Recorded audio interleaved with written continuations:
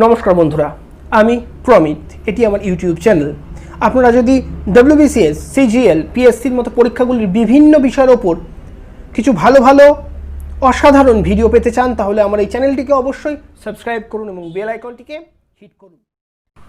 নমস্কার বন্ধুরা, আজকে আমি আবার চলে এসেছি একটি নতুন ট্রান্সলেশন নিয়ে পিকে দে সরকারের ইংলিশ গ্রামার বই থেকে। আশা করি আজকের ট্রান্সলেশনটি আপনাদের খুবই ভালো লাগবে। ভিডিওটিকে অবশ্যই শেষ পর্যন্ত দেখুন। আমি প্রতিটি লাইনে ব্যাখ্যা করব কিভাবে কোন টেন্স ব্যবহার করে এই ট্রান্সলেশনটাকে আমি করছি। দেখতে থাকুন। দেখুন, প্রথম লাইনটি আজকে আছে, স্বামী বিবেকানন্দ বিশ্বাস করিতেন যে প্রত্যেক মানুষের মধ্যেই ভগবান আছেন। ঠিক আছে, আমি আগেই বলেছিলাম যে যদি আমরা এরকম কোনো ট্রান্সলেশন করি যার মধ্যে একটি সুন্দর নির্দিষ্ট গল্প আছে, তাহলে এই ধরনের ট্রান্সলেশনগুলিকে আমরা পাস্ট সিম্পল টেন্সে করব। পাস্ট সিম্পল টেন্সের স্ট্রাকচার সাবজেক্ট প্লাস ভার্বের সেকেন্ড ফর্ম প্লাস অবজেক্ট, এটি স্ট্রাকচার। একটু উদাহরণ দিয়ে আপনাদেরকে বুঝিয়ে দিচ্ছি এই টেন্সের স্ট্রাকচার কীরকম হয়। ধরুন আমি বললাম সে ভাত খেয়েছিল। ঠিক আছে, এটাকে যদি আমি ট্রান্সলেশন করি হবে, প্রথমে সাবজেক্ট দেখুন হি, তারপরে ভার্ব তার সেকেন্ড ফর্ম। ভার্ব কোনটা এখানে? খাওয়া। খাওয়া ইংরাজি ইট। ইটের সেকেন্ড ফর্ম এট। হি এট। সে কি খেয়েছিল? সে ভাত খেয়েছিল। হি এট রাইস। বোঝা গেল? তাহলে এই হলো একটি কমপ্লিট ট্রান্সলেশন পাস্ট সিম্পল টেন্সের ওপরে। এবার আমি শুরু করছি মূল প্যাসেজটি। দেখুন এখানে আছে, স্বামী বিবেকানন্দ বিশ্বাস করিতেন যে প্রত্যেক মানুষের মধ্যেই ভগবান আছেন। তাহলে আমি প্রথমে সাবজেক্ট করব। সাবজেক্টকে স্বামী বিবেকানন্দ। তাহলে আমি লিখব স্বামী বিবেকানন্দ। স্বামী বিবেকানন্দ বিশ্বাস করতেন, বিলিভড দ্যাট প্রত্যেক মানুষের মধ্যেই ভগবান আছে। অর্থাৎ এরকমভাবে আমরা করব, there is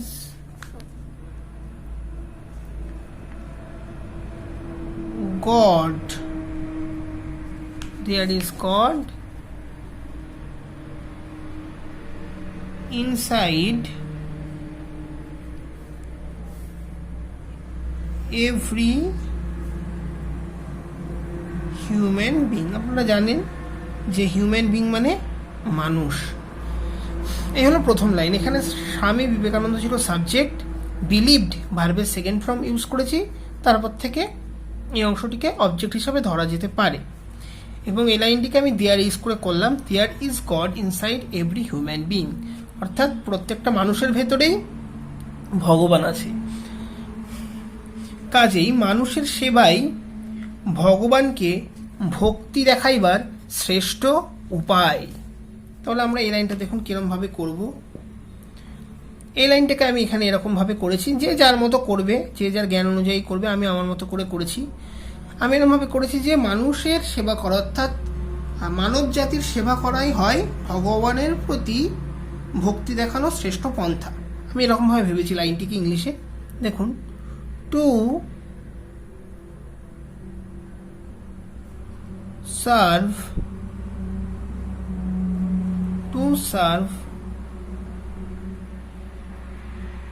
mankind. To serve the mankind করুন, সেটা বেটার হবে। To serve the mankind is the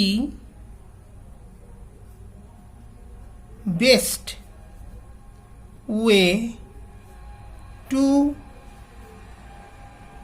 show devotion devotion, ডিভোশনের সাথে অবশ্যই লাগাবেন হচ্ছে হলো টু প্রিপোজিশন। মনে রাখবেন ডিভোশন টু ব্যবহৃত হয়, ডিভোশন টু গড।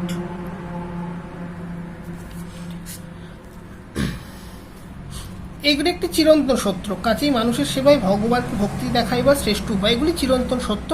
সেই জন্য এই লাইনগুলোকে কিন্তু আমরা প্রেজেন্ট সিম্পল টেন্সেই করব।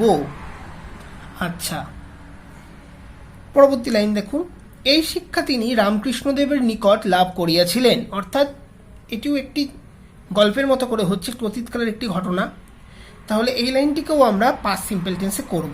ওকে, তাহলে কিরমভাবে করব, যে সে পেয়েছিল, সাবজেক্ট হি, তার ভার্বের সেকেন্ড ফর্ম পাস্ট সিম্পলে হচ্ছে got, he got this lesson, he got this lesson, বা you can also use the education. Okay, education শব্দটিকেও আপনারা ব্যবহার করতে পারেন, কোনো অসুবিধা নেই। He got this lesson from, কার কাছ থেকে শিখেছিল? ফ্রম, ফ্রম, ফ্রম অর্থ হচ্ছিল থেকে, ফ্রম প্রিপোজিশনের অর্থ থেকে, lesson from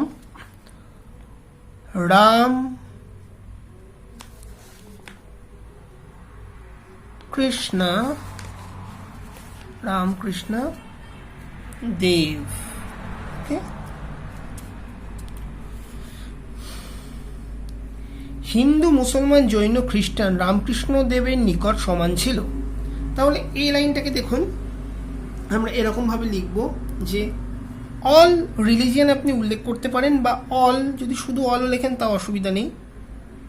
all including, all মানে সব, এই সবের মধ্যে কারা পড়ে তার কোনো উদাহরণ আমাকে দিয়ে দিতে হবে। হিন্দুস, ইনক্লুডিং হিন্দুস, মুসলিমস, তারপরে আছে হচ্ছিল জৈনস,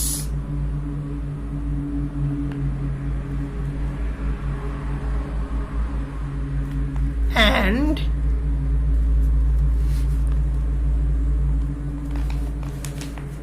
ক্রিশ্চিয়ান। সে দেখি এখানে আমরা এবং আছে কিনা দেখুন, এখানে জৈন, খ্রিস্টান, অর্থাৎ এবং নেই, আমরা এবং দেব না। তাহলে তাহলে আমরা কমা দেব, তারপরে আমরা খ্রিস্টিয়ানস দেব যথারীতি, খ্রিস্টিয়ানস, অল ইনক্লুডিং হিন্দুস, মুসলিম, জৈনস, খ্রিস্টিয়ানস, একটা এটসেট্রা আমরা দিতে পারি, যেহেতু এগুলো ছাড়াও আরো বহু রিলিজিয়ান পৃথিবীতে আছে। Etcetera were same to Ramakrishna Dev, বা হিমও দিতে পারি। আগের লাইনে যেহেতু আমি রামকৃষ্ণদেব লিখেছি, তাই এখানে আমরা হিমও ইউজ করতে পারি। ওকে, তাহলে এই লাইনটাও কিন্তু আমি লিখলাম পাস্ট সিম্পল টেন্স। এখানে অল ইনক্লুডিং থেকে শুরু করে একটি বড় সাবজেক্ট এসেট্রা অবধি, তারপরে ভার্বের সেকেন্ড ফর্ম আমরা জানি ইজ, আর হচ্ছে হলো প্রেজেন্ট, আর আর এর পাস্ট ফর্ম হচ্ছে হলো ওয়ার, তার সেকেন্ড ফর্ম ওয়ার, এবং তারপরে বাদ বাকিটা অবজেক্ট। ওকে, তাহলে এটা পাস্ট সিম্পল টেন্স আমি করেছি। তিনি ব্রাহ্মণ শূদ্র ভেদ করিতেন না। আচ্ছা, হি, এটাও তাই, পাস্ট সিম্পলে করব। He made no he made no distinction।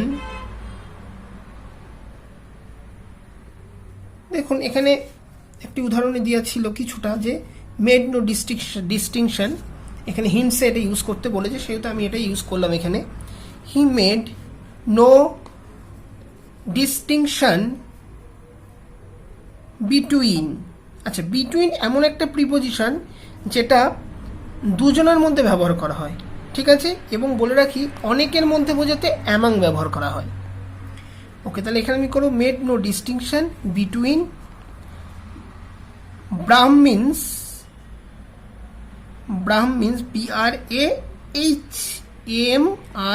BRAHMINS Brahmins and শূদ্রাস।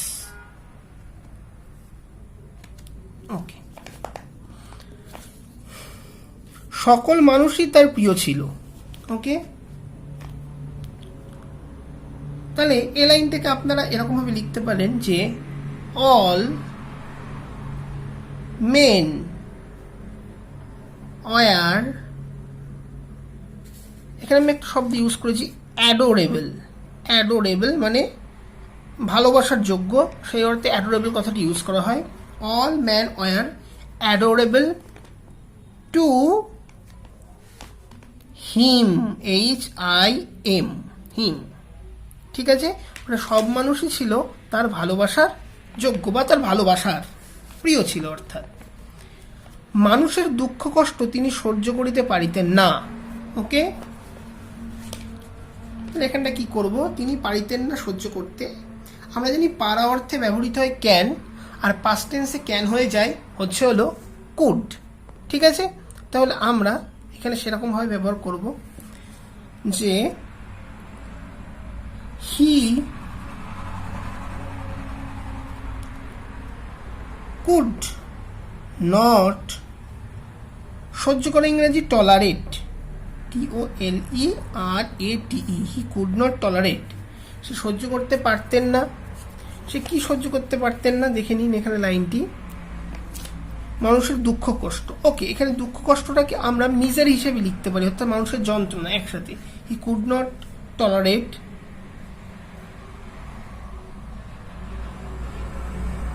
The misery of men, মানুষের জ্বালা যন্ত্রণা দুঃখ কষ্ট অর্থাৎ দুর্দশা তিনি সহ্য করতে পারতেন না।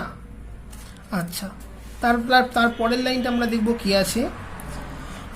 একবার কোন গ্রামে তিনি দেখিতে পাইলেন যে অন্যভাবে লোকে বড় কষ্ট পাইতেছে। ওকে, তাহলে কি করব, একবার অর্থে আমরা প্রথমে লিখে নেব ওয়ান্স। এই লাইনটিকেও আমরা পাস্ট সিম্পল টেন্সে করব। ওয়ান্স সে দেখিতে পাইলেন যে, he found that, once he found that, সে একথা দেখিতে পারিলেন যে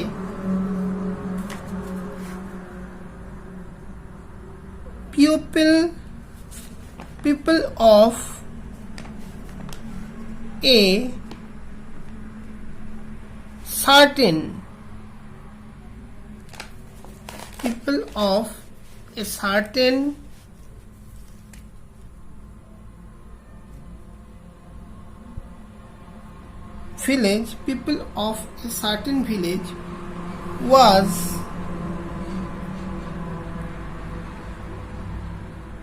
suffering হলে তার সাথে সবসময় from প্রিপোজিশন হয়, from lack of food। আচ্ছা, তারপরে লাইনটি কি বলছেন, মথুর বাবুকে তিনি বলিলেন, অর্থাৎ এই লাইনটি শুরু হবে এরকম ভাবে, he said to Mathur Babu that, আপনারা মথুরবাবু কথাটিকে এক জায়গাতেও লিখতে পারেন, অসুবিধা হবে না, আলাদাভাবে লিখলেও কোনো অসুবিধা নেই।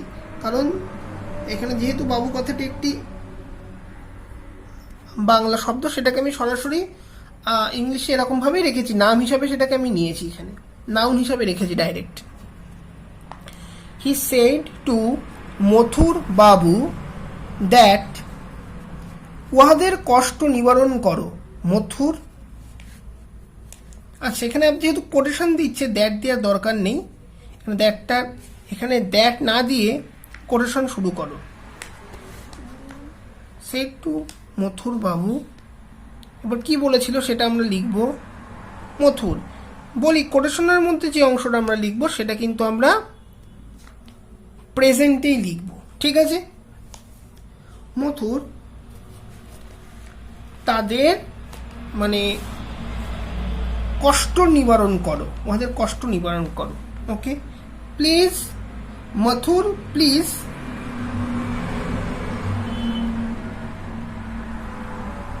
কোয়েঞ্চ, QUENCH, কোয়েঞ্চ মানে নিবারণ করা, কোয়েঞ্চ দেয়ার মিজারি,